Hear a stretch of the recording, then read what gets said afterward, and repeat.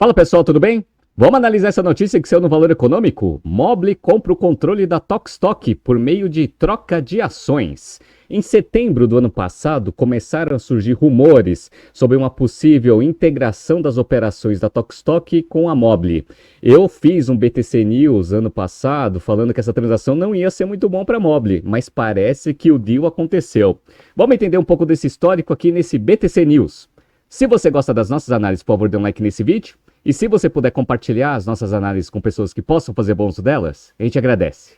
Bom, vamos relembrar aqui quando que o Carlyle entrou nessa operação e o histórico recente problemático da Tokstok até ser comprada só com troca de ações na operação com a Mobile. Bom, o Carlyle entrou nessa operação da Tokstok lá no dia 13 de setembro de 2012. Grupo Carlyle compra a Tokstok por 700 milhões de reais. Nessa operação, ele ficou com 60% da Tokstok e a ideia era conseguir fazer uma estratégia de crescimento acelerada nos próximos anos para conseguir fazer uma abertura de capital. E aí, pessoal, eu vou mostrar para vocês que o Carlyle ele também cometeu diversos erros, né?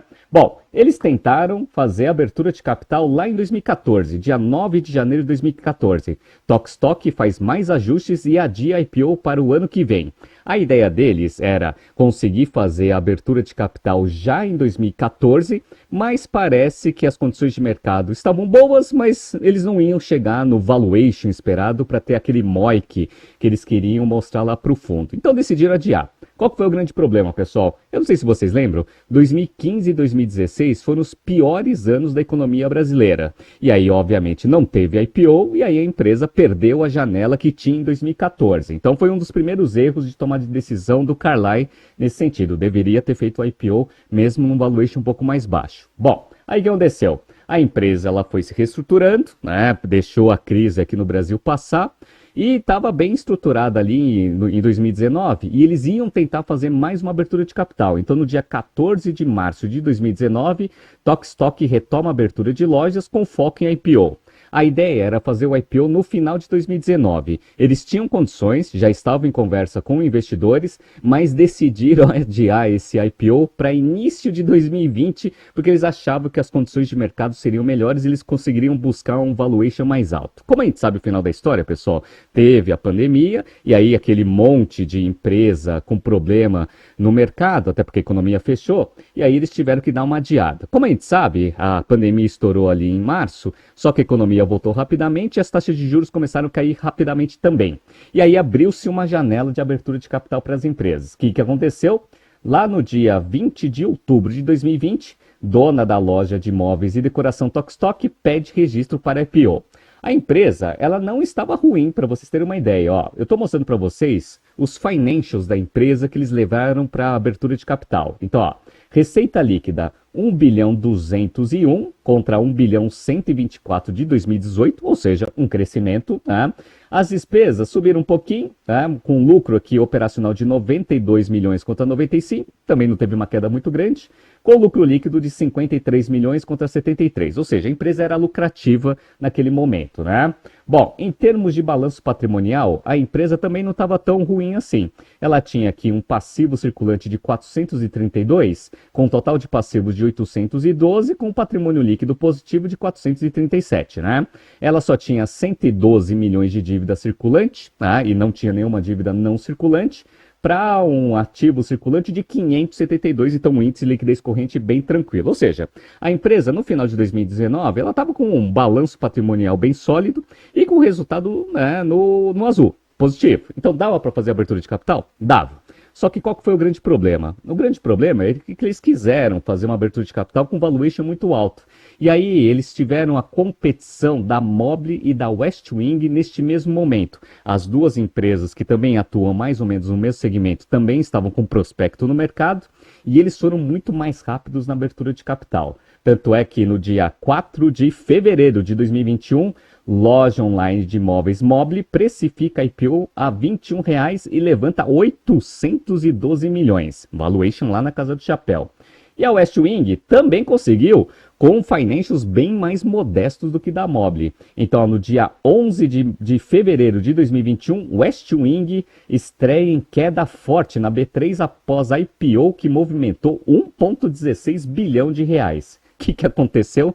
Dado que todos os investidores que queriam colocar dinheiro no segmento já colocaram bastante dinheiro na Mobile e na Westwing, faltou quase nada aí, sobrou quase nada para a abertura de capital da Tokstok. E a Tokstok ela foi obrigada a adiar de novo mais uma tentativa de abertura de capital no dia 21 de maio de 2021. Tokstok adia pela segunda vez a abertura de capital. E aí, pessoal, a gente já sabe o final da história. Taxas de juros começaram a subir pra caramba, o varejo no Brasil começou a dar uma desacelerada forte e todas as empresas sofreram, inclusive a Tokstok. Tanto é que no dia 1º de junho de 2023, Tokstok vê dívida milionária disparar e reporta prejuízo com problemas operacionais. Houve um pedido de falência aí, porque eles não estavam pagando o fornecedor. E para salvar a empresa, o que o Carlyle teve que fazer? Teve que colocar mais dinheiro na operação. 100 milhões de reais no dia 26 de junho de 2023. Carlyle socorre Tokstok e consegue trégua de bancos. Ou seja, já tinha injetado 700 milhões lá atrás, teve que colocar mais 100 milhões para a empresa não quebrar. Perfeito. E aí, neste momento, eles aproveitaram para fazer uma troca de gestão. Colocaram a família dos fundadores de volta no comando da empresa. A Ghislaine, que era a fundadora da operação, virou CEO da companhia para tentar fazer um turnaround.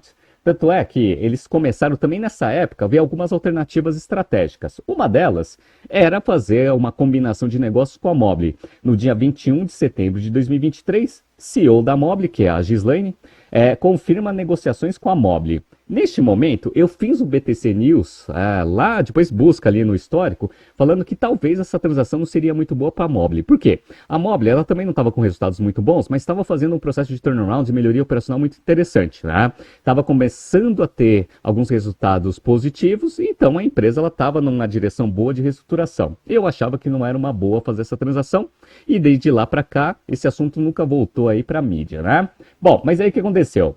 A Ghislaine, ela tinha essa negociação andando, mas ela tinha que fazer o turnaround do negócio, né?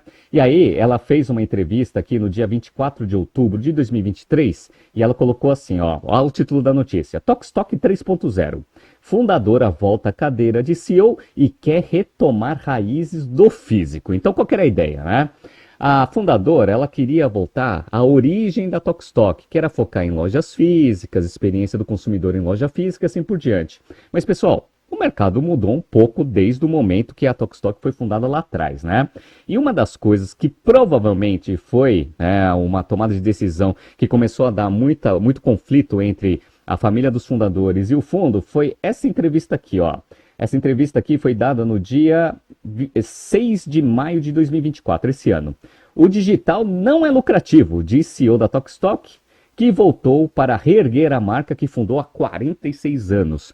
Pessoal, basicamente, o que ela diz aqui é que ela não ia investir fortemente no digital, ia focar única e exclusivamente nas operações de loja física e ia usar o digital como se fosse um canal alternativo. Mas, pessoal, hoje em dia, isso a gente ensina nas nossas aulas de estratégia, marketing, do Strategy and Finance, do General Business Program. Se você não tem uma estratégia integrada entre canal digital e canal físico, você está morto, você está fora do mercado. E ela estava focando só no tradicional, tá? Que era a parte de varejo, lojas físicas, tentando expandir o negócio, né? Bom, os resultados de 2023 não foram bons com essa estratégia. E aí, o que aconteceu? No dia 17 de julho de 2024, na Tokstok, Carlyle tira a fundadora e família do Brulli. Tem um plano. Fundadores querem capitalizar a companhia e converter dívida, mas falta convencer o fundo. Ou seja, o fundo foi lá, exerceu o seu controle na operação, tirou a família e colocou um CEO novo para tentar fazer a reestruturação do negócio, dado que os resultados de 2023 não foram satisfatórios com essa estratégia nova da antiga fundadora. Vamos dar uma olhada aqui nos financials, pessoal? Ó, eu peguei aqui, ela não é uma empresa de capital aberto, mas é uma empresa SA. Então ela divulga os seus resultados, eu estou mostrando para vocês aqui, ó. Vamos ver aqui no consolidado? Receita líquida 1 bilhão e 79 contra 1 bilhão 274 de 2022, ou seja, uma queda de receita. O lucro bruto ele caiu bastante, foi de 633 para 589.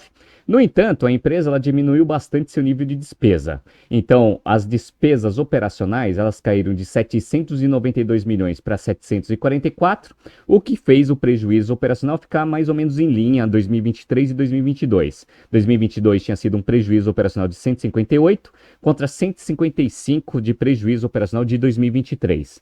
Só que como a empresa está endividada até a tampa e as taxas de juros estão altas, só de resultado financeiro negativo foram 167 milhões contra 119 de 2022, ou seja, o prejuízo antes de imposto de renda, ele subiu pra caramba, ele passou de prejuízo de 278 milhões para 322 milhões de reais, ou seja, a empresa teve um prejuízo líquido em 2023 de 322 milhões, tá? E teve também um prejuízo líquido de 460 em 2022. Então, 2023, 322, 460 em 2022. Ou seja, soma esses dois prejuízos acumulados lá no balanço, já dá aí mais de 700 milhões, quase 800 milhões de prejuízo acumulado nos últimos anos, né? Bom, posição de balanço, pessoal. Ativos totais, 1 bilhão e 69 contra 1 bilhão 286, ou seja, uma queda de patrimônio forte aqui, né? Ativo circulante, 352, mais ou menos em linha aqui com os ativos circulantes de 2022 de 358. Beleza. Qual que é o grande problema? O grande problema é que se você tem 352 milhões de ativo circulante, por outro lado, você tem 410 de passivo circulante, ou seja, índice de liquidez corrente abaixo de 1. Isso daqui, pessoal, ia mostrar, já estava mostrando que em 2024 a empresa teria problema para você conseguir não pagar alguns passivos para conseguir rodar a sua operação. Uma das coisas que me chamou bastante atenção é que melhorou bastante a posição de passivo circulante, até porque a empresa conseguiu fazer o reperfilamento das suas dívidas quando o Carlyle injetou 100 milhões. Então tirou só nessa operação tirou 202 milhões aqui do passivo circulante. Só que eu não sei se vocês estão vendo que tem tributos a recolher aqui que aumentaram de 60 milhões para 100 milhões, né? Ou seja, a empresa não está pagando imposto. Basicamente é isso, né? E no não circulante, a gente tem aqui o empréstimo e financiamento aqui passando de 108 milhões para 364 milhões. E ainda tem aqui empréstimos, contas a pagar com partes relacionadas. Aqui tem os 100 milhões que o Carlyle injetou e tem mais 60 milhões aqui que não está escrito nas notas explicativas. Então tem 160 milhões aqui de contas a pagar com partes relacionadas. Só aqui, pessoal, já tem 524 milhões aqui de passivos, tanto bancários quanto contas a pagar com os acionistas da empresa, né? Bom, o total de passivo, pessoal, está em 1 bilhão 417. Se vocês bem lembram, o total de patrimônio da empresa é 1 bilhão e pouquinho. Então a empresa está com PL negativo. PL negativo da empresa, pessoal, está em 348 milhões. Só de prejuízo acumulado, 612 milhões aqui no final de 2023. Então a empresa estava num estado crítico aqui no dia 31/12, tanto na posição de balanço quanto nos seus resultados operacionais. Por outro lado, a Mobile, como eu falei para vocês, está em busca da eficiência operacional para chegar no break-even. Eu estou mostrando para vocês aqui os resultados operacionais fechados de 2023 da Mobile. Então vamos lá. A receita caiu 14,9%, chegando a 541,9 milhões de reais. Só que eles estão não mais buscando tanto crescimento de top line, tentando aumentar a eficiência operacional. Mesmo com uma receita 14,9% mais baixa, eles conseguiram diminuir o prejuízo operacional em 10%. Era prejuízo operacional de 96, foi um prejuízo operacional de 86. Beleza. Com prejuízo líquido de 85 contra um prejuízo líquido de 2022 de 89. Ou seja, aos poucos a empresa está conseguindo diminuir o seu prejuízo operacional e líquido para tentar eventualmente chegar no break-even. Perfeito, né? Aí você fala assim, mas será que ele tem balanço para aguentar tanto tempo até chegar no break-even? Vamos dar uma olhada no balanço? Então vamos lá. Total de ativos, pessoal, 798 milhões, esse é o total de patrimônio da companhia, com 454 milhões de ativo circulante. Quando você pega o passivo circulante, ele está em 195. Então está bem tranquilo aqui a posição de passivos em relação aos ativos circulantes da companhia. Isso de ativo circulante e passivo circulante. Então índice de liquidez corrente bem acima de 1, né? Bom, total de passivos da empresa, 195 mais 132, dá ali uns 320 mais ou menos aqui de passivo. De patrimônio líquido está positivo com 471, ou seja, PL positivo diferentemente da Tokstok, mas o prejuízo acumulado da Mobile também está em 625 milhões. Junta com mais 600 milhões de prejuízo acumulado ali da Tokstok, dá mais de 1 bilhão e 200 de prejuízo acumulado da empresa combinada. Olha que coisa, né? Bom, então a Mobile não precisaria fazer essa transação para sobreviver. Por outro lado, a Tokstok deveria fazer essa operação, caso contrário, em 2024 ia ter muito problema. Agora a gente entra na notícia principal para a gente entender um pouco dessa transação de combinação de negócios que a Tokstok e a Mobile fizeram ali na sexta-feira. Vamos ler essa notícia de perto? Então vamos lá, pessoal. Depois de 2 anos de negociações, entre períodos de maior avanço e outros em que a transação quase foi por água abaixo, a Mobile e os outros controladores da Tokstok chegaram a um acordo para a fusão das operações. A transação foi assinada no início da sexta-feira, ao mesmo tempo em que foi protocolado um pedido de recuperação extrajudicial da dívida da Tokstok. Olha o problemão, hein? A companhia passa a somar 70 lojas e uma receita anual de 1,6 bilhão de reais, tornando-se uma das maiores redes de varejistas especializadas em móveis no país, destaca Vitor Noda, CEO da Mobile, ao Pipeline. Vamos lá. Listada no novo mercado da B3, a Mobile vai fazer um aumento de capital para incorporar as ações detidas na Tokstok por fundos geridos pela SPX, antes nas mãos da gestora Carlyle. A transação avalia a Tokstok em 112 milhões de reais. O Carlyle investiu com uma expectativa de valer 1 bilhão e pouco esse negócio, hein? Perdeu bastante dinheiro nessa operação, né?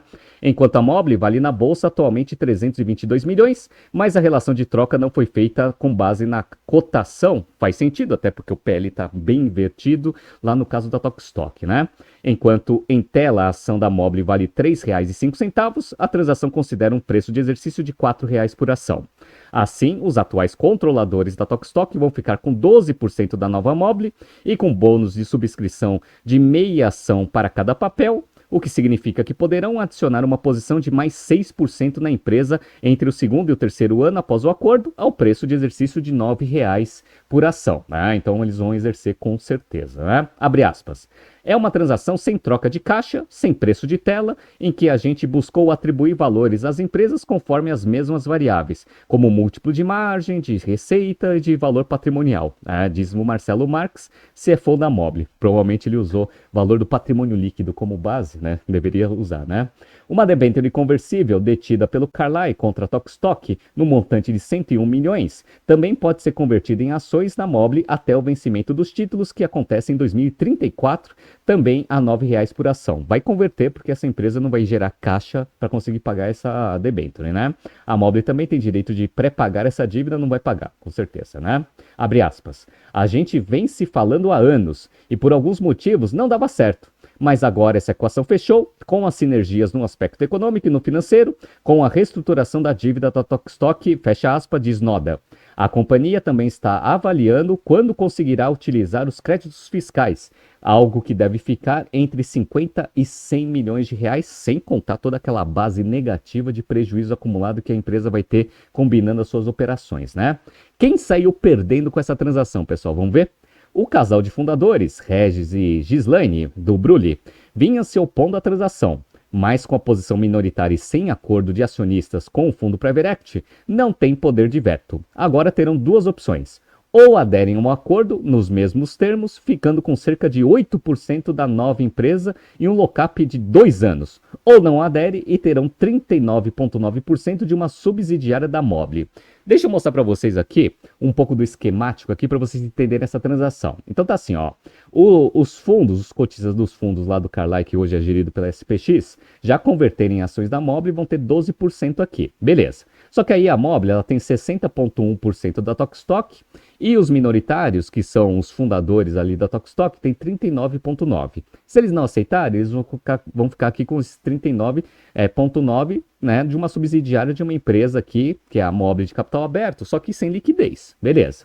Para a Mobile, essa opção é ruim também. Por quê? Porque se ela não integra, não faz a integração aqui da operação 100%, ela não vai conseguir fazer algumas operações que nessa estrutura vai ser muito difícil fazer e vai dar briga com os minoritários, que é basicamente o seguinte: eventualmente você pode trazer um pouco de prejuízo na operação do Tokstok, desde que essa estratégia traga um lucro para a Mobile. Beleza, né? Então você pode eventualmente fazer algumas jogadas operacionais ou estratégias ali, onde você joga a margem numa operação e consome essa margem na outra e vice-versa, coisa que você pode fazer quando você tem 100% da operação na sua mão. Agora, quando você tem minoritário, eventualmente esse tipo de estratégia você perde flexibilidade. Então, os minoritários não vão querer ter uma operação deficitária no Tokstok, dado que a Mobile eventualmente ela pode usufruir, tá, desse ganho aí de lucratividade nessa operação. Então, essa estrutura aqui é muito ruim para a Mobile e também para os minoritários que não têm liquidez. Se eles quiserem converter, aí eles vão entrar nesse bolo aqui dos minoritários da Mobile Free Float de 27,8, e aí essa parte aqui vai passar para 33,3, e aí a Mobile ela tem operação integral aqui da Tokstok, e aí ela pode fazer o que ela quiser com esse negócio, né? Eventualmente pode perder margem na Tokstok para ganhar margem na Mobile ou vice-versa, né? Então essa estrutura aqui é a melhor. Os minoritários eles têm que aceitar isso. Vamos ver cena dos próximos capítulos, né? Para terminar, o que aconteceu com o Carlyle, né? Para o Carlyle, o investimento em busca de alta rentabilidade se mostrou oneroso para os cotistas. O fundo pagou 700 milhões por 60% da Tokstok, o que avaliou a varejista há 12 anos em 1,170 bilhão. Agora é 112 milhões, né? Mesmo que as ações da Mobile se valorizem, o saldo será negativo para o fundo, com certeza, né? Depois de algumas tentativas de venda, no entanto, o acordo ajuda a dar liquidez à posição na bolsa após o período de lock-up. Então, depois que passar o período de lock-up, eventualmente eles podem reconhecer a perda vendendo essa operação e tentando levantar um pouco de caixa para fazer alguma outra operação para frente, né? Beleza. Bom, o que você acha dessa transação, Arakaki? Bom, eu já tinha falado para vocês que, eventualmente, a Mobile, ela está nesse processo de aumento de rentabilidade e ela está conseguindo melhorar os seus resultados. Então a gente está vendo que eles estão fazendo um trabalho árduo para chegar no break-even, estão caminhando nessa direção, mas ainda está um pouco longe para conseguir chegar aqui. A gente sabe que as condições macroeconômicas do Brasil não andam muito bem. Então isso ainda dificulta todo esse processo de turnaround que a Mobile vem executando nesses últimos tempos. Mas eles estão na direção certa, estão fazendo e estão tomando as decisões corretas nessa direção. Qual que é o grande problema? O grande problema é você trazer uma operação com tanto problema. Problema societário, problema de dívida, tá? E ainda uma operação extremamente deficitária, com um prejuízo muito maior que o da Mobile, tá? E muito maior também. Tá? Então, um faturamento de 1 bilhão contra 500 e pouco ali da Mobile, você vai trazer para dentro da sua operação um problemaço, né? E aí, a minha questão é, será que a Mobile ela vai conseguir ter tanta gente boa para tentar resolver tantos problemas com essa operação combinada? Porque, primeiro, eles têm que continuar no processo de busca do break-even da operação da Mobile. Vão ter que fazer toda a reestruturação da Tokstok. Vão ter que integrar as duas operações. E ainda vão ter que resolver esse problemaço de dívida que a Tokstok tem. Será que isso vai dar certo? Bom, eu não gosto muito desse tipo de operação, mas agora já está concretizado, a princípio, né? Por que você não gosta, Arakaki? Porque eu já vi algumas transações no mercado que pareciam ser muito boas no início, mas que no final foram um fiasco e fizeram as duas empresas dessas operações quebrarem. Essa questão aqui, ó, eu vou exemplificar com esse exemplo aqui, pessoal. No dia 20 de julho de 2017, apareceu essa transação aqui, ó. Como que a Cultura conseguiu comprar a Finac? Se a gente bem lembra, 2017, a Livraria Cultura era uma das poucas livrarias aqui no Brasil que ainda estava com resultados minimamente positivos, tá? E aí você tinha a Saraiva, que estava quase quebrando, né? Mas já estava em direção de entrar numa recuperação judicial, ou já estava em recuperação judicial, não lembro direito. E a Finac, que era uma operação internacional, que estava com uma operação no Brasil extremamente deficitária. O que aconteceu? A Cultura comprou a operação da Finac. Aí você fala assim, por que a Cultura comprou a operação da Finac, né? Vamos ver aqui a característica dessa transação. A oferta dos franceses foi a seguinte: A FINAC colocaria de 40 a 50 milhões de reais na subsidiária brasileira, o que equivale à queima de caixa esperada para os próximos 12 meses. O interessado ficaria com todos os ativos e as dívidas, ou seja, você ia pagar para alguém ficar com a sua operação aqui no Brasil. Ou seja, para a cultura assumir a operação da FINAC, ela ia ganhar ali 40, 50 milhões, mas ia assumir todas as dívidas da companhia. E aí aquele negócio, né, pessoal? A FINAC, ela já estava muito mal, por isso que até os franceses pagaram para alguém ficar com essa operação. Beleza. A cultura, ela já estava em dificuldade, até porque o mercado de livro e essas mega store estavam começando a ter uma perda de performance, até por causa do digital. Então, a Livraria Cultura, ela já estava com um esforço estratégico de tentar fazer o turnaround da sua operação para esse mundo digital. E aí assumiu a operação da FINAC. Aí ela ficou com 3 frentes para resolver. Primeiro, resolver o problema dela mesma, né? Que é integrar a operação digital com a física, beleza. Fazer o turnaround da operação deficitária da FINAC e ainda fazer toda uma reestruturação de dívida. Deu certo? Óbvio que não, tá? Então isso só acelerou o processo de deteriorização dos financials da cultura, a cultura quebrou. Beleza, né? Quebrou mais rápido depois dessa transação. Pode acontecer isso com a Mobile? Não sei.